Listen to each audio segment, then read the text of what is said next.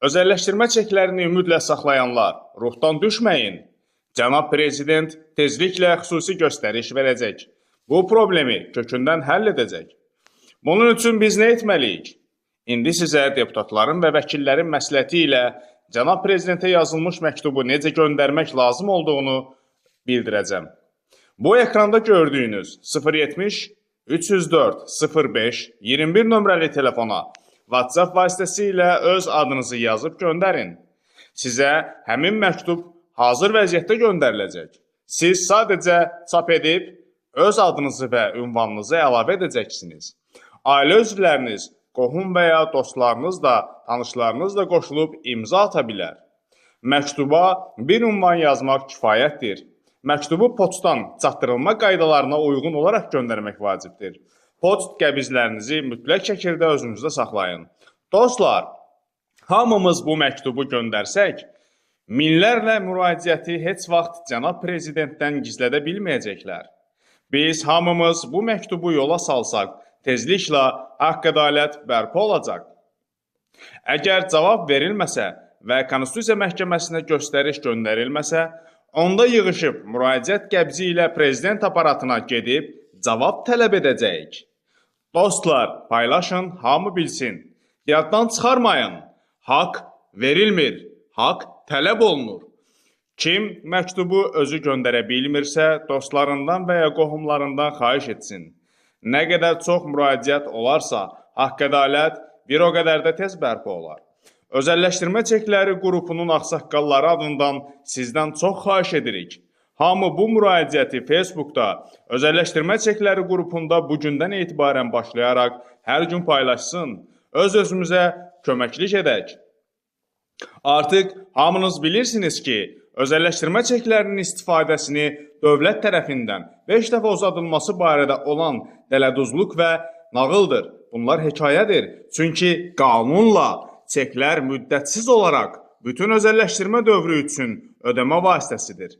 Əziz dostlar, bəzi məmurlar, deputatlar və ziyalılar ya savadsızlıqlarından ya da qəsdən uzun müddətdir ki, mətbuatdan bütün xalqı aldadırlar. Xalq isə qanunları özü oxuyub öyrənmək əvəzinə belə axmaqların təəssüf ki, belə axmaqların sözünü qanun hesab edirlər. Diqqət edin, dövlət əmlakının özəlləşdirilməsi haqqında qanuna əsasən özəlləşdirmə payları, yəni çekləri, dövlət tərəfindən vətəndaşlara verilmiş və onların mülkiyyət hüququnun obyektidir. Həmin qanunun 1.0.1-ci maddəsi ilə dövlət əmlakının özəlləşdirilməsi, dövlət əmlakının bu qanunla müəyyən edilmiş qaydalara uyğun alıcıların mülkiyyətinə verilməsidir. Həmin qanunun 10-cu maddəsində açıq şəkildə müəyyən edilmişdir ki, özəlləşdirmə payları ödəmə vasitəsidir və imperativ qayda olan bu norma bugün də qüvvədə qalmaqdadır. Qanun şahdır. Heç bir fərman qanun maddəsini nə məhdudlaşdıra, nə də ləğv edə bilər.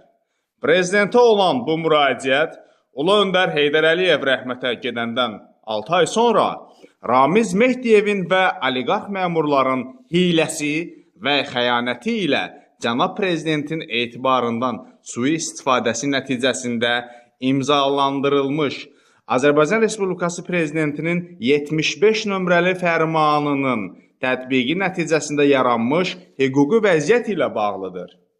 Dostlar, əvvəl WhatsApp vasitəsilə aldığınız sənədi oxuyun. Sənəd vəkillərin və bəzi deputatların məsləhəti ilə hazırlanıb. İstəsəniz, özünüz həmin müraciətlərə əlavə edə bilərsiniz. Məsələn, Cənab Prezident, bizim ailə sizin ədalətli, vicdanlı və qeyrətli kişi olduğunuza və atanızın xalqa vəd etdiyi əmələ əməl edəcəyinizdən əmindir. Bu səbəbdən də məhz sizə müraciət edirik. Dostlar, nə qədər yazmaq olar deməyin, nə qədər gözləmək olar deməyin. Haqq verilmir, haqq tələb olunur. Dostlar, ədalət var, ancaq onun üçün mübarizə aparmaq lazımdır. Bu, Cənab Prezidentin sözləridir. Birlik olsun, mübarizə aparaq. Haqqımıza birlikdə nail olaq.